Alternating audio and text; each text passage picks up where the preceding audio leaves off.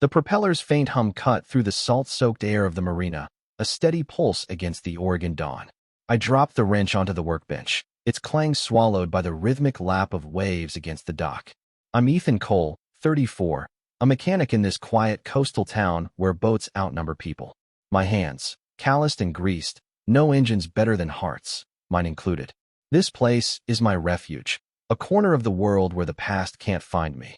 My dog, Scout, sprawls near the toolbox, his steady breaths the only loyalty I've trusted since my family turned their backs. At 19, I came out as gay, and they, parents, brother Liam, chose silence over me. Their rejection lingers like damp wood smoke, but I've carved out a life here, where the sea drowns out regret. Each morning follows the same rhythm. I brew coffee, split a biscuit with Scout, and trudge to the workshop, the gravel crunching underfoot. The routine is my tether, keeping old wounds sealed. Engines are honest. They break. I fix them. No promises, no betrayals. Today, as I tightened a bolt on a weathered outboard motor, a sharp sputter shattered the calm. A truck limped into view, its tire shredded, engine coughing. A man climbed out, kicking the wheel with a muttered curse. He was road-worn, maybe late 30s, his posture carrying the weight of too many miles. Scout perked up, sniffing the air, curious but cautious. Need a hand? I called, wiping my hands on a rag. He turned, sizing me up with a quick glance before offering a half-smile. If you've got a spare tire and some mercy, yeah? His voice was gravelly, warm, like he'd told 1,000 stories to pass the time. I grabbed my toolbox and approached, Scout trailing close, his nose testing the stranger's boots. Name's Ethan, I said, keeping my tone even. Caleb, he replied, extending a hand. His grip was firm, steady, but his eyes flicked to the horizon, like he was already halfway gone. We knelt by the truck, the smell of burnt rubber mixing with the briny breeze. The tire was a lost cause, but I had a spare in the shop. As we worked, Caleb's questions came light, probing, about the town, the marina, the kind of life that lands you here. I answered in short bursts, deflecting anything too personal. Trust is a currency I don't spend easily, not after Mark, my ex, walked away when the world got too loud for us. But Caleb's ease, his quiet competence with a wrench, tugged at something I'd buried. Then came the shift.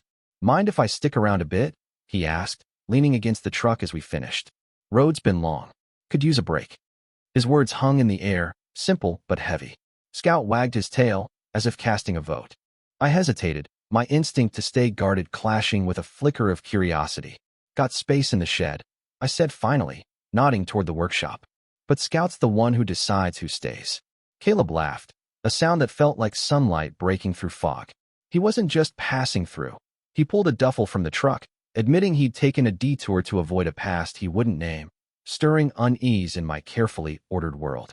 The Oregon marina exhaled a salty breeze as I handed Caleb a wrench, our fingers brushing briefly in the exchange. His presence in my workshop, a space once reserved for solitude and Scout's quiet company, felt like an uncharted current pulling at my routine. I'm Ethan Cole, 34, and I'd built my life in this coastal town to keep the world at arm's length. Fixing boats is my language. Gears and bolts don't judge or leave. But Caleb, the drifter with a broken truck, lingered past the tire repair, his duffel stashed in the shed, his questions probing deeper than I liked. We worked side by side on a stubborn carburetor, the hum of the sea blending with the clink of tools. Caleb moved with a practiced ease, swapping wrenches without a word, his focus sharp yet calm. I caught myself stealing glances, noting how he paused to scratch Scout's ears, earning a loyal thump of the tail. Conversation stayed light.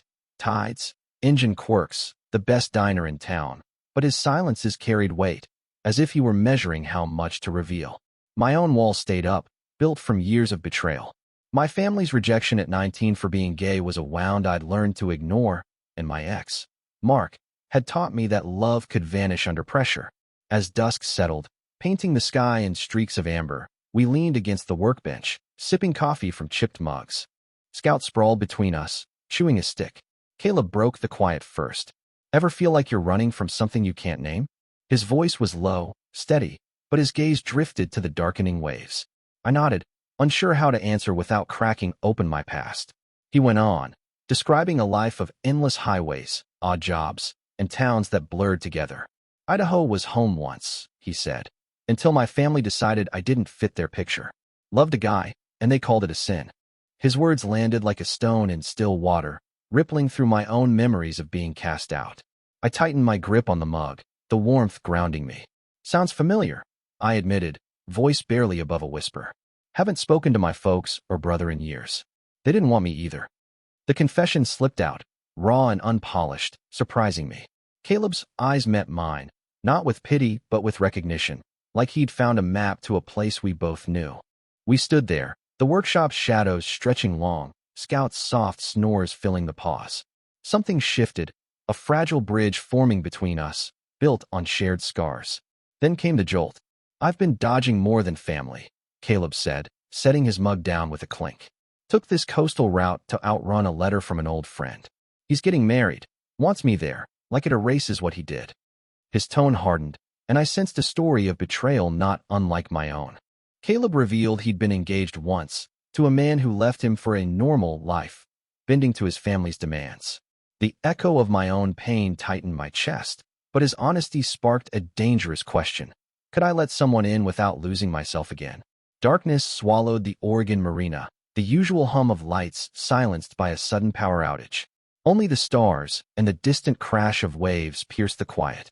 I'm Ethan Cole, 34, a mechanic who'd found peace in this coastal town's solitude, alongside my dog, Scout. Caleb, the drifter whose truck broke down days ago, had unsettled my routine, his presence stirring memories I'd buried. Family rejection, a lover's abandonment. Now, as we sat in my workshop, the blackout forced us outside, where the air carried a chill and the faint tang of kelp. Caleb suggested a fire, pulling a bag of marshmallows from his truck's glove box. We gathered driftwood and kindling, stacking them in an old metal drum behind the shed. Scout circled, tail wagging, as sparks caught and flames flickered to life. The glow carved out a small haven against the night. We sat on crates, the fire's warmth easing the cold. Caleb skewered a marshmallow, passing me the stick. Old habit, he said, his voice soft but steady. Keeps the dark at bay. I nodded, turning the stick, watching the sugar bubble and brown. Talk turned to the past, tentative at first. I shared fragments of my exile, how my parents and brother Liam shut me out at 19 for being gay, their silence louder than any argument. Caleb listened, his gaze fixed on the flames. Then he spoke of his own fracture, a fiancé, Tom, who'd chosen a traditional life under family pressure, leaving Caleb to wander. Thought we'd build something real, he said, his voice catching. But he picked their approval over me.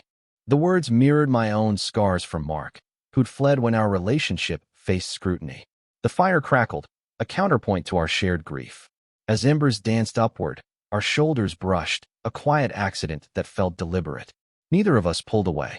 The moment stretched, charged with unspoken understanding. Caleb's hand found mine, fingers intertwining with a cautious strength. A kiss followed, slow and certain, tasting of smoke and relief. It wasn't just desire, it was a tether, a shared defiance against years of being told we weren't enough. Scout sighed, curling up closer, as if guarding the fragile space we'd created. Then came the shift. Caleb pulled back, his breath uneven. Tom wrote me last month, he said, eyes on the fire. Wants forgiveness, says he's sorry. But I can't go back to someone who didn't fight for us. His words hit hard, echoing my fear of trusting again, of opening a door only to be abandoned. Caleb admitted he'd burned the letter, choosing to protect his heart over reconciliation. The confession hung between us, a challenge. Could I find the same courage to let go of my past, or would fear keep me anchored in solitude? The Oregon marina woke to a gray dawn, waves slapping the dock as I tightened a bolt on a boat's propeller. I'm Ethan Cole, 34, a mechanic who'd found refuge in this coastal town's quiet rhythms, with my dog, Scout, as my steady shadow. Caleb's arrival, a drifter with a broken truck, had stirred my guarded world, our shared wounds forging a fragile bond by firelight the night before. His kiss, his story of a fiancé's betrayal, had cracked open a hope I'd long buried. But trust remained a risk I wasn't sure I could take. Morning brought the town's gaze. At the diner, locals lingered over coffee, their glances sharp with curiosity. A fisherman muttered something about that outsider as I paid for my order. The air felt thick with unspoken judgments, a reminder of why I'd kept my heart locked away since my family's rejection and my ex's retreat from our life together. Back at the workshop, Caleb was already there, sorting tools with a calm focus. Scout nudged his hand, earning a quick pat. They talk, I said, nodding toward the town. Always do. Caleb shrugged, unfazed. Let them. You're more than their whispers. His words steadied me, but doubt gnawed. I'd spent years hiding who I was to avoid this scrutiny. Caleb's ease, his refusal to shrink, challenged me to stand taller. We worked through the morning, rebuilding an engine, our movements synchronized, his presence a quiet anchor. At noon, I checked the mailbox by the dock, expecting bills. Instead, I found a letter, the Seattle postmark a jolt. It was from my brother, Liam, the one who'd turned away when I came out at 19. My hands shook as I tore it open. I'm sorry, it read. I was wrong. Can we talk? The words felt like a trap, stirring memories of his cold dismissal, his loyalty to our parents' verdict. I showed Caleb the letter, my voice tight. He's had years. Why now? Caleb read it, then set it down, his gaze steady. Maybe he's lost something too. You don't have to answer, Ethan. But don't let his choices define you. His hand grazed mine, a brief reassurance that felt like a lifeline. We returned to the engine, but my mind churned. Liam's words promised reconciliation, yet they echoed the past I'd fought to escape. Could I face him without unraveling the life I'd built? By afternoon, the town's murmurs grew bolder. A neighbor stopped by, his tone clipped. Your friend staying long? The question carried an edge, a test. I met his eyes. As long as he needs. Scout barked, as if in agreement, and the neighbor walked off, silent. Later, Caleb found a second letter in the mailbox, slipped under the first. It was from Liam, confessing he'd come out as bisexual, facing the same family scorn I had. The revelation hit like a wave. My brother, once my judge, now shared my exile. Could I forgive him, or would this new truth only deepen the chasm between us? The Oregon marina hummed under a crisp morning sky, the air sharp with salt as I polished a boat's throttle in my workshop. I'm Ethan Cole, 34, a mechanic who'd carved a quiet life in this coastal town with my dog, Scout, as my constant. Caleb's unexpected stay, his truck repaired but his departure delayed, had shaken my solitude, unearthing old wounds and new hopes. His touch by the fire, his defiance against a judging town, and the letters from my estranged brother, Liam, had forced me to face a past I'd sealed shut. Liam's confession of his own rejection for being bisexual lingered, a fragile bridge I wasn't sure I could cross. Caleb's truck gleamed, its new parts ready, signaling the end of his excuse to stay. We worked in the shed, tightening the last bolts, the clank of tools filling the heavy silence. Scout lay nearby, chewing a rope, his eyes flicking between us. I wanted to ask Caleb to linger, to make this fleeting connection something more, but fear, of loss, of another abandonment, kept my words locked.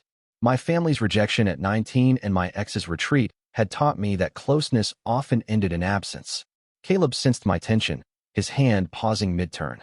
You're quiet today, he said, setting the wrench down. I exhaled, handing him a small anchor charm, a keepsake from my grandfather who'd preached resilience. For your road, I said, my voice steady but thin. Caleb turned it over in his palm, his gaze soft. Means more than you know. We stepped outside, the dock's planks creaking underfoot.